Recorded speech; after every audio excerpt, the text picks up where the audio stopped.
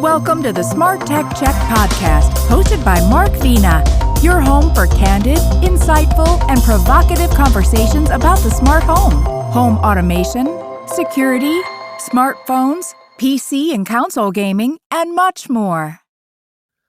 Hi, everyone. My name is Mark Vina, host of the SmartTechCheck podcast. Today is Friday, December 22nd, 2023.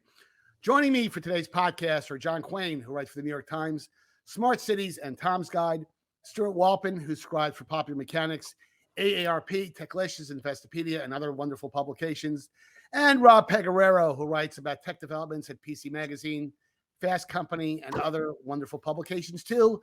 Happy holidays, guys. Merry Christmas. How are each of you doing today as we got 2 days left before the big day? Oh, Merry Christmas. Happy Merry. holidays. Yeah. Well, this is our last podcast for the year. We haven't actually chatted in about 6 days, which is my fault. I'll be the first one to tell you that.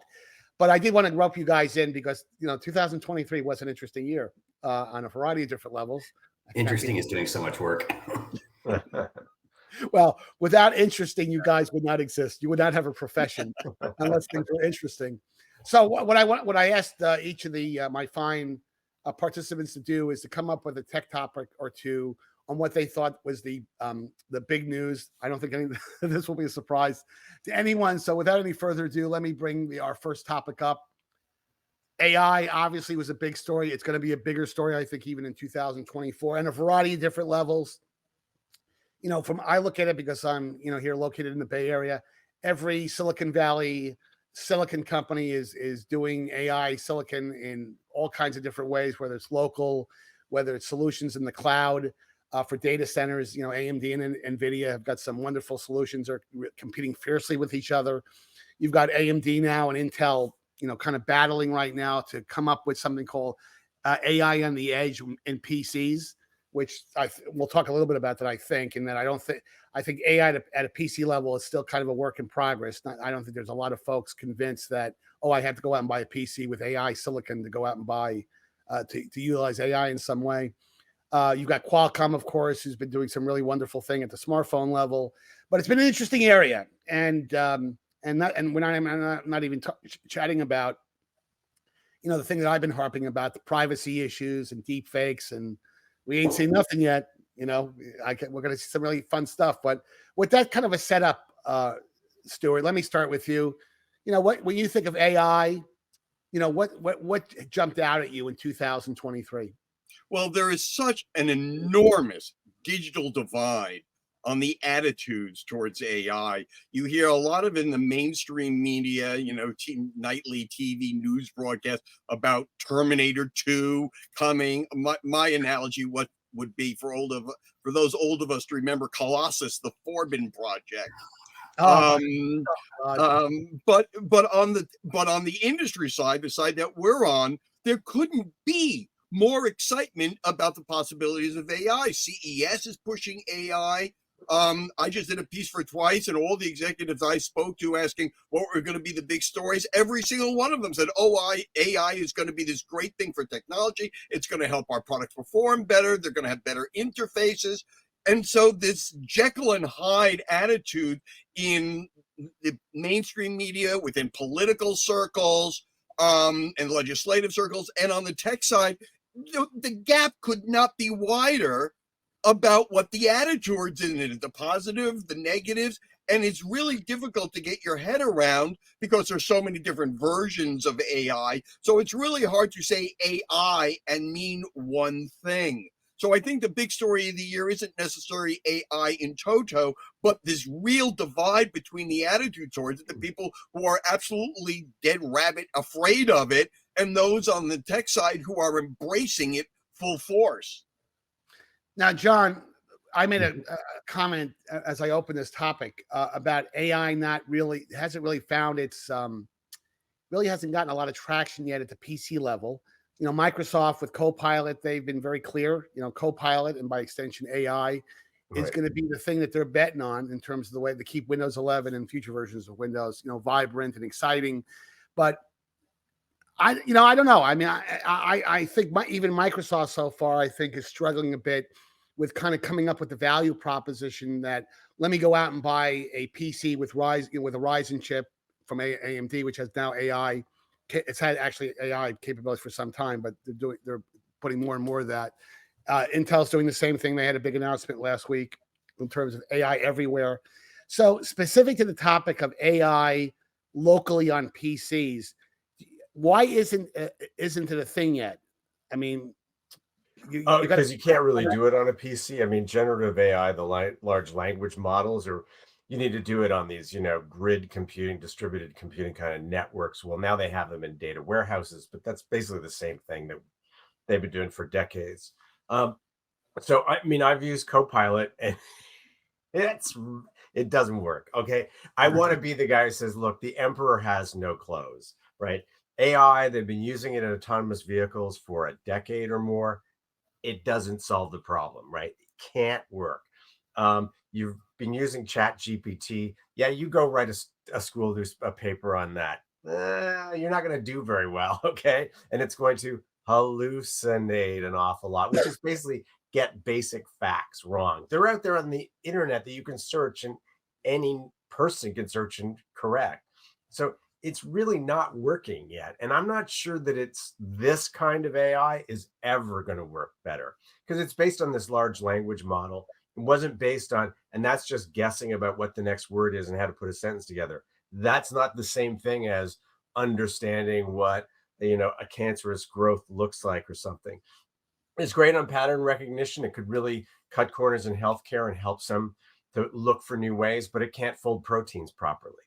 So it's really not there yet. I'm not sure it's ever going to be there. This version of AI, to Stuart's point, there's a lot of other ways to do artificial intelligence. So probably this one isn't the one. And then there's the issue, which I know Rob is going to bring up, which was like Sam Altman. He owes me money, right? He owes us money because he's just screen scraping our articles and stuff and just coming up with other articles.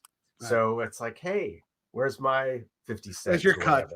Yeah, where's my cut? And there's some legal cases going that, and Rob's probably better to address that stuff. Well, the question I have for Rob, you can address that question, but the question I have for Rob is the company that's conspicuously absent, and they're not really absent, which I'm sure is a point Stuart's going to make, is Apple. No, you don't. Apple, with all their announcements over the last year, AI is a phrase that's rarely said. I'm not even sure they said AI in their last, but they are doing AI. They certainly have silicon that is very AI capable. I just got a brand new MacBook M3 Max, and not only is it a beast from a performance standpoint, I mean, there are certain applications I'm using that are AI-based applications that I just know intuitively are performing much faster. But naturally, there's really not a lot of AI goodness yet in Mac OS or in iOS, except for little things like, which they've had for some time, like eye gaze correction. That's been part of FaceTime for a long. But so they've got silicon that's kind of, certainly can perform those kind of capabilities. But specific to the Apple question in AI, Rob, do you think that Apple's just waiting for the right moment? Are they trying to differentiate themselves? They like to rebrand things. I'm not even sure they're going to call AI. They'll come up with some type of Apple other phrase to describe it. What are your thoughts, though, relative to Apple and AI? Well, AI continued to be crucial in 2023. Oh, sorry, that's what ChatGPT told me to say. Apple, good question. They historically, where you see AI, or what you could also just call, really smart and useful software, is in narrow focused areas like, extracting text from images. So you can, or patterns from images. So you can open the Photos app, and without having remembered to caption something or put a file name on it, it will actually find what was in it. The same thing that Google Photos has been able to do for a long time. I think until you start to see it emerge in Siri, whatever work Apple is doing is going to remain largely invisible, because if you just see your photo editing app or, language transcription, whatever, work better than it did before, you don't think, oh, I have an AI on this computer. You just think, okay, there's a software upgrade. That's a nice feature to have. And of course, it doesn't help that Apple doesn't have a search engine. People don't go to its site to perform a task except shop for Apple products. So they don't have any sort of public stage the way OpenAI does, the way Microsoft does, the way Google Bard.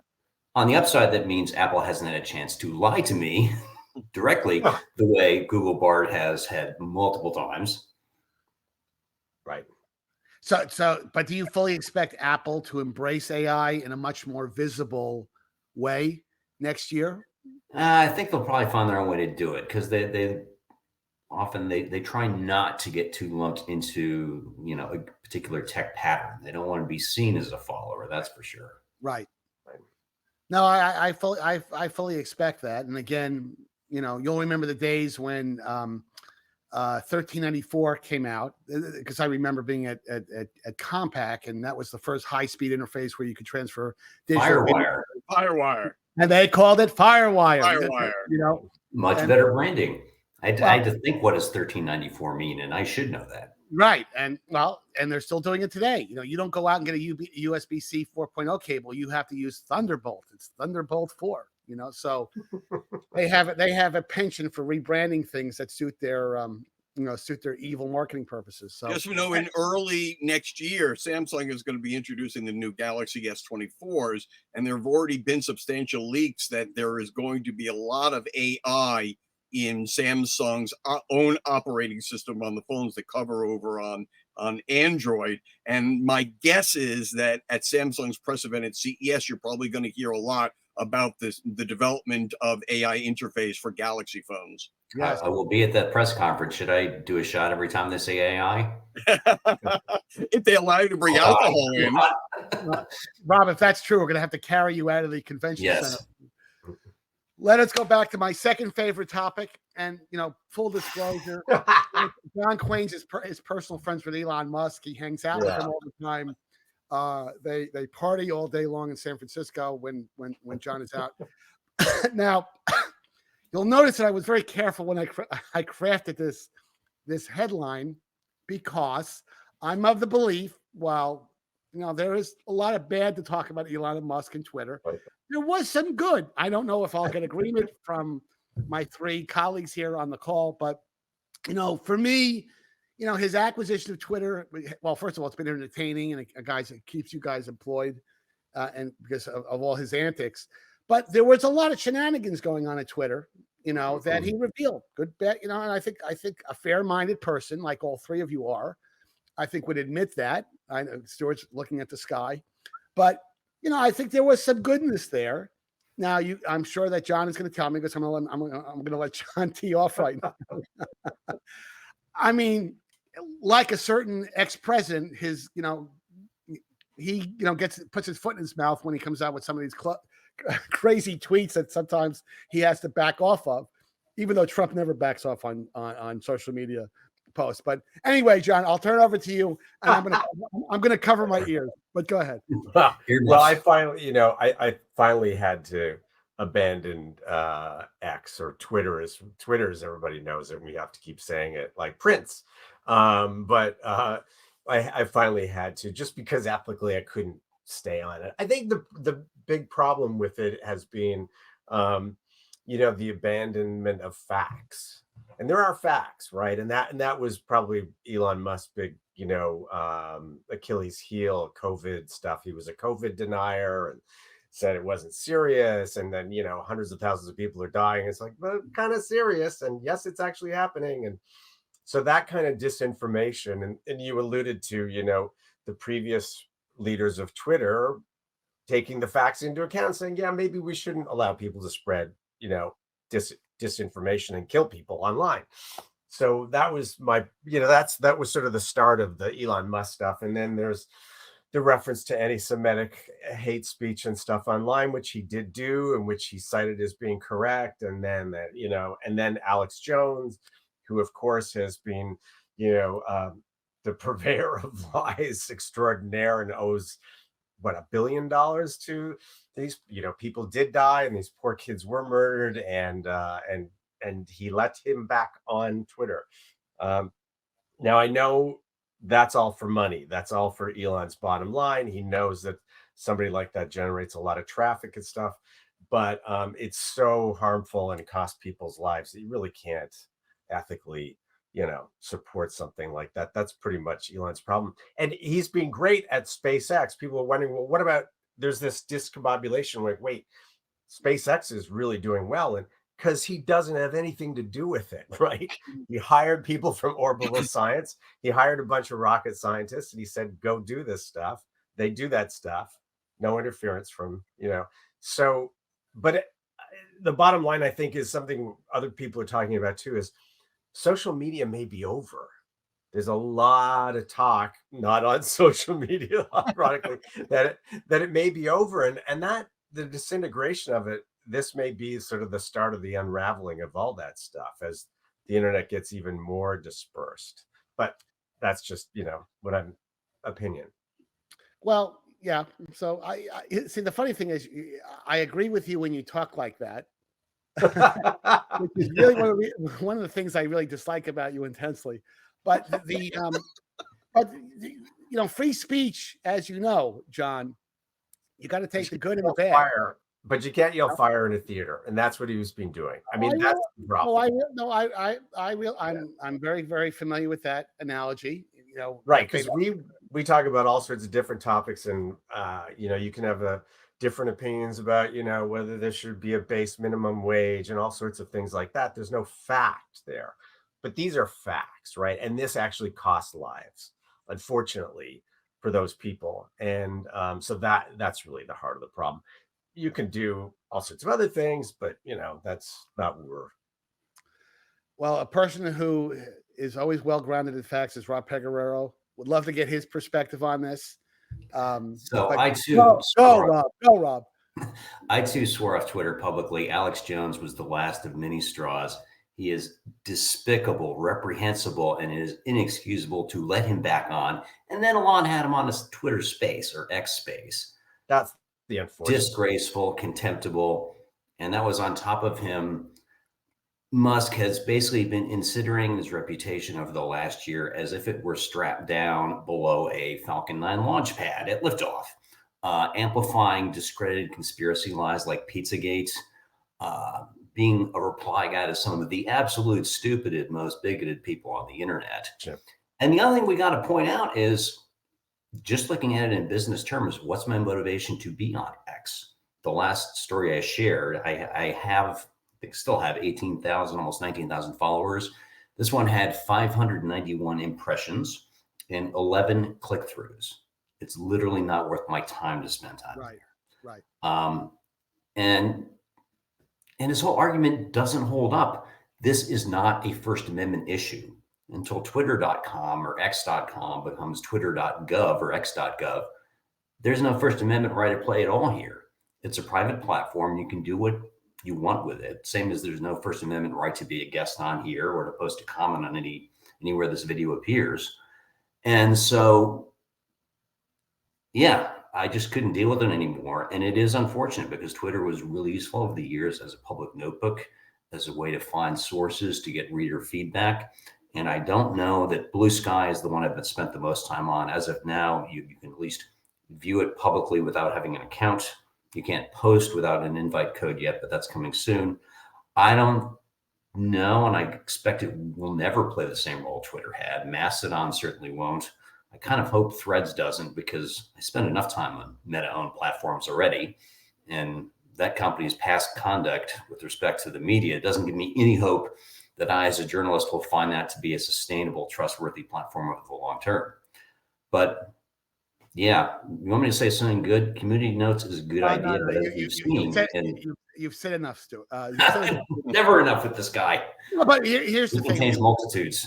We lost John. He'll come back, I'm sure, because he frequently calls in from a place with bad internet connectivity. But I guess the observation, Stuart, I would make to you: apparently, John and Rob thinks that Elon Musk should be put on trial for war crimes against humanity. I mean, the point I'm making, there is some good he's done. I know, and conveniently, that never came up in any of Rob's comments or John's comments. Starting to. Well, no, in terms of the fact, not SpaceX. I'm putting this aside. I'm talking about Twitter. There was some skullduggery. There was some unseemly partnering with the prior management of Twitter, with the federal government, to skew information a certain way. We can talk all day long about the laptop from hell. That, the Twitter played a role in suppressing that information at the behest of certain political figures. And again, and I'll be the first one to concede, those good things may not be sufficient enough to offset the plentiful list of bad things apparently Rob and John have talked about. But do you understand where I'm coming from? Am I being completely obtuse? Mark, you ignorant slut. All of those things taken into account just don't address the overarching, how do I put this? I've never been a Twitter fan. I have not spent a lot of time on it simply because they don't obey the same rules of the roads that all of us have to obey when we publish material. And that to me is always been the biggest problem with social media, is its unfiltered nature and its ability or unwillingness to act in the broader public interest as opposed to its own private corporate self. And the unfiltered access that it provides is not necessarily a good thing, regardless of who's doing the posting, whether it's the federal government trying to hide things, whether it's individuals sending out death threats to judges in Colorado. To me, the unfettered nature of it, the fact that people can come on anonymously and just blow their horn. And I can't tell you how many times people have said, well, I've heard X, Y, and Z. Well, where'd you hear that? I saw it on social media. I'm sorry. Come to me when you have at least 2 confirmable sources for that ridiculous statement that you just made. So when Jack Dorsey, I actually met Jack Dorsey when he was pitching this at Ellen's Stardust Diner on 6th Avenue in Manhattan way back when he was first pitching it. And to me, the problems just popped out of my head immediately was, you're just going to let anybody say whatever they want, regardless of its veracity, and that's with no guardrails. And I'm going, I don't even understand that as a going concern. So Elon Musk has simply unleashed the worst part of it where that's all concerned. And so I've largely, for all of these years, I have an account. I might have a couple of thousand followers, but I honestly cannot remember the last time I actually posted anything to Twitter. It just, no, I think the point Rob made is a good one, is that really the only reason to be on it, assuming it performs for you, and in Rob's case, apparently it's not, despite the fact that he has a decent following list, is that are people clicking through, or unfortunately, it's kind of turned into a platform that people are just using there to vent. They just vent, and they say, and as you know, the internet is, the crazier things that you say, that's what gets the clicks, right? And unfortunately, that's the situation. But we'll be talking about it a lot more, I'm sure, in 2024. Rob, this is an interesting topic. This is your baby. It's a real good story. It's a Christmas present to you all. No, and it is a great story, because part of it, when you kind of look back, 2023 was supposed to be the year of 5G, and I don't think it got even remotely close to delivering on the potential for a whole bunch of different reasons. The hyperbole was over the top that 5G was going to replace cable in your home, and you'll talk about this for a second. But interestingly enough, it has made some inroads in terms of broadband displacement. So let's talk a little bit about your article and your perspective on the topic. Yeah. So year after year after year, you'd see who signed up for broadband over the last 12 months. And it would always be cable companies getting the overwhelming majority of that subscriber growth. And that changed this year. Cable subscriber growth has basically stalled, in some cases receded. And instead, Americans by the millions have been signing up for fixed wireless home 5G from T-Mobile and Verizon, and AT&T started selling its own fixed wireless Internet Air product second half of this year. So I think this is great for multiple reasons. Number one, competition. It has been so absent in residential broadband. So many people have been handcuffed to the local cable monopoly, and there's nothing you can do about it. When you're a monopoly, you can do all sorts of customer hostile things like charge them for the modem, increase the rent for the modem year after year, impose a data cap that's not grounded in the realities of your network infrastructure. When there's competition, you can't get away with that. That said, I'm still waiting for Comcast to recognize that its data cap is kind of a lie, and it's just a rent-seeking mechanism for them. But this is great. And it's one case where 5G has actually lived up to the hype, because I sure can't say that about 5G making self-driving cars possible, or robot surgery and self-driving cars. But it's let Americans fire their cable company, which that's not nothing. Right. Well, I think you succinctly stated that, like in my case, I don't have a choice. It's Comcast or, I don't even. I could probably use a dish out. I could probably use Starlink, but that would not be my go-to solution for a whole bunch of different reasons. But the reality is that I think 5G has enormous upside potential. I think competition is always a great thing. I would love to be able to get rid of my $200 cable bill, or at least, be able to get a deal, given the fact that I get my wireless from AT&T. But it's still taking time to get to that promised land. By the way, with the performance levels that I need, which are not trivial, I can't do podcasts with a sub 100 megabit download speed. I've got to be at the gigabit or north of that, and with hopefully symmetric speeds. And unfortunately, I don't even have that yet. Right. But John, what's your perspective on the whole? God knows you've had your own sets of challenges with trying to get good connectivity in your vacation home in Vermont. But do you have a view on this?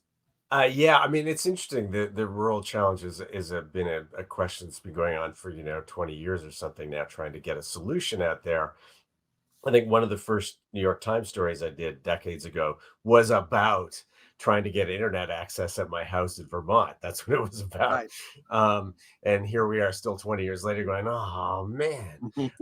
So Rob's got a point, though. If there was a silver lining to 5G, all the hype, it didn't do any of the stuff that it said it was going to do. And most of it was, if you looked at the technology at the time, I kept saying to the people, and I had somebody yelling at me at a meeting in Washington, D.C., I recall, because I said this. It was like, it can't do these things, and you have to put in multiple towers. Like, if you want millimeter wave, you need to put in even more towers. And people are resistant to putting in the towers they got. It's going to be even harder. And now you can't reach the countryside at all, because you couldn't reach them before with the towers. Now you need even more. So it doesn't help people in the countryside at all, unfortunately. But it does do this one thing. This is this weird thing that people weren't really hyping. They weren't talking about that when we first did this. So this fixed wireless, I can put it in my window behind me here in New York City, and I can get broadband fixed wireless. It's just truly amazing, because I can get rid of I call it Spectre, but Spectrum. And I've got yeah. So Rob follows this a lot more closely. The rest of us are just testers and users of this stuff and reviewers of it. But yeah, I want to know, like, Xfinity just upped my bill $30 a month for no reason. That just because it's on the bill. I just noticed it, and I'm like, so I have to call them, like you guys, and go, okay, why the extra? Okay, let's get them off. And yeah, I think Rob's right. It's this little Christmas gift. The industry just had to dump millimeter wave as the center of anyone's wireless strategy and go with mid-band spectrum, which wasn't part of the initial roadmap. But T-Mobile did that. Huge upside from them buying Sprint. Like, that merger, I think, has actually done people a lot of good. And then Verizon and AT&T have gotten their own mid-band spectrum. If you see stories about C-band, that's what it's all about. And that has that range that millimeter wave does not and never will have. Right. And it's fast enough. Well, I don't know if it's fast enough. That's a debatable. Yeah, it's a connection, but yeah. But better than not for tech weirdos like us, maybe. But no, a friend of mine has it. Virginia's northern neck. He's got 250 down, 50 up, which for residential broadband, that's fine. That's better than what a lot of people can get it from anybody in a lot of places in the U.S. Stuart, any closing thoughts on this topic? Well, the problem that 5G even fixed wireless has is obviously the download speeds. The average cable thing, I think I just saw a report from Ookla that mentioned that average broadband speed or from cable companies is over 200 megabits per second. but the average speed that you get from the fixed 5G from T-Mobile, which I think is the fastest, is just over 100 megabits per second, and it's only about half that in rural areas. So there is a back and forth that seems to be going on. People leave cable, they pick up the fixed wireless, realize they're not getting the speeds that they need, and go back again. I just suspect that this is going to be an ongoing issue until for another 10 years. Also, the other thing I noticed that 5G for phones hasn't even reached 50% in the US yet. So the last figure I heard was the end of 2022 that only 29% of phone owners had a 5G phone. So 5G really even hasn't made it into the mainstream yet to a certain extent. So it may take a decade, and 6G with its much higher frequency bands and the C band frequencies to get. Still, you had to say 6G. Why? I mean, I'm not saying it. Other people are saying it, and apparently it's in development, and it's going to be. Yes, it is. It sure is. Why don't you put a cherry? I'm not going to live to see it, but you know. Let's talk about Wi-Fi 7 too while we're at it. So exactly. It's on the roadmap. That's all I can say. You know as well as I do that we were talking about 5G for a decade before it actually happened. The words that every tech reporter wants to hear. It's on the roadmap. Just remember that common phrase. Been hearing it for 40 years. Let's talk about this last. Speaking of which, well, here's the thing. You know, I 2023 was the year that Apple, they finally, pulled back the kimono, and they announced Vision Pro. There have been some. I'm sure you've read the stories. It looks like they are going to ship units in February. I know some people who are.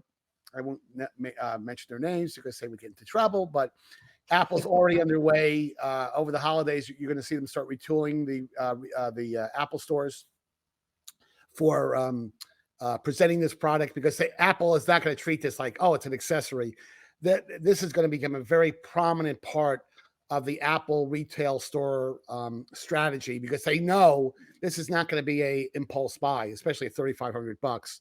And that by itself is going to hold people back, regardless of what type of marketing story they do. But I really think we'll find out in the first half, whether Apple's got something here. Is that killer app out there, which probably will not come from Apple, that will rationalize, hey, you know what? It's worth spending $3,500 on it. Or, by the way, when the price points come down, that'll be the first thing I go out and get, because it's like Lotus 123 back in the 80s. I had to go out and buy an IBM PC to run this wonderful spreadsheet graphics. I think it was a database application. I think that was the other part of Lotus 123. But Stuart, are you I don't want to talk about price point, but are you optimistic that Apple is going to have something there? To make it compelling? I'm sorry. This is an ongoing thing for me on the psychology side of people putting things on their eyes. And there hasn't been a technology product yet. I mean, the new Echo frames or the Ray-Ban Meta glasses may be different because you can put prescription lenses on them and wear them like regular glasses. But having people put things on their eyes, how long have we heard about how big a deal that VR was going to be? And except for gamers, it's just not a mainstream product. So it's a great technology. I just don't see people putting things on their eyes to do things that they don't need to do or can do without it. It's just. Hold on. I'm going to throw this hand grenade at Rob. Rob, because you and I have talked about this, and Apple will never talk about it, or they won't talk about it on the record. You know that the killer app for this is probably going to be adult material. Apple doesn't do that. So no, I know. Well, yeah. I know, but my point is, adult material. I'm being very, very eloquent when I say that. That put the VCR on the map. That put the DVD on the map. That put Blu-ray on the map. VR on the map. Is there any adult material for VR? No. But Stuart, let me stop you, because I have seen. Sure, there is. I have seen the demos. This is not amateur hour VR. I mean, the hardware in this product is capable of delivering an incredibly lifelike, immersive experience. So I agree with you theoretically on the existing technology that's out there, but I just think that, frankly, there's going to be a community of people who buy this, for applications that Apple may not be crazy about. So I know. So Rob, I threw the hand grenade at you. I'm pulling the pin. You You know, go. $3,500 is still a huge price. People will buy it. Apple sold a lot of Newton message pads out of the gate, and people are excited about the potential, but that doesn't mean there's a mass market. There might be one later on. I mean, now everyone has a handheld organizer that actually fits in your pocket, and we carry these things around all the time, and nobody thinks it's weird. But you can carry around a phone, and it doesn't mean you're isolating yourself from everybody else. I mean, obviously, clearly you are. And we all know what it's like to be staring at your phone. Right. So you walk into somebody. Right. Yeah, I think I will be really interested to see what the display for this looks like in any Apple store I visit. How much real estate are they going to devote to something that, because of that price, will be a tiny fraction of Apple's business for the entire year, and will probably remain so for a while? Because one thing Apple doesn't do is steeply cut prices on things. No, They didn't introduce the iPhone, and then that's the 2 business years model. later, 50% off. Oh, that's the business model contradiction, because Apple, like a good company, they look at revenue per square foot and in different parts of the retail layout in a very succinct. It's got to be delivering. If we're going to give you 10 square feet to Put it sell this way, I don't think can you even buy a Mac Pro in an Apple store? Like, I'm trying to think, where do they have the Mac Studio in the store nearest me the last time I ducked in there? No, they have one. They sell it there. But like very far back corner, because up front it's all iPhones, iPads, MacBooks. But to your point, though, someone who is a Mac Studio customer doesn't buy it at an Apple store. They may look at it at an Apple store just to see the form factor, but then they go order it online if they want a higher end configuration. And in the 2 minutes we got left, John, what's your thoughts on Vision Pro? Do you think it's going to be a thing? Or if you had to bet money, and I know you like to gamble a lot, so what's your cut? I don't know. All those people who can't buy an iWatch, they're going to go, where's my iWatch? And Samsung's lawyers are going, oh, I see litigation here. No. I think it's a little, this product is a little deceptive. It's definitely, everybody read Snow Crash, and we all want that thing. And I've been working on that thing for a long time. So yes, it will be in your glasses, and you can call up movies and do all sorts of things and tell it to write a bio for you and send it to the editor, just ask for another bio that they want to publish with me, et cetera, and do those things on the fly. We've got sort of the basic elements there, but it's a little deceptive in the image that we're looking at right now is not accurate, right? It's not transparent. It's opaque. That's just like a projection on those glasses. So you can't actually see through them. That's a major flaw in the technology as it's presented. So I think it's a seminal moment in some ways, but other people have tried this. Sony had that stuff, and Stuart and I were in those demos. I had one connected to a PlayStation years ago, and it was pretty cool until I got nauseous, and then it wasn't so cool. but I think this is the beginning of something. When it'll achieve it is another question. Yeah. But it's going to get there. And Stuart also alluded to the Facebook/Meta glasses. It's another step on the way to getting there. Well, guys, let's wrap it up there. We're going to talk more about Vision Pro in 2024. I suspect. I could be wrong about that, but I'm sure we'll chat about that again. Guys, thanks for taking the time to joining me for today's podcast for our viewing and listening audience. Thanks for making the Smart Tech Check podcast part of your day or commute.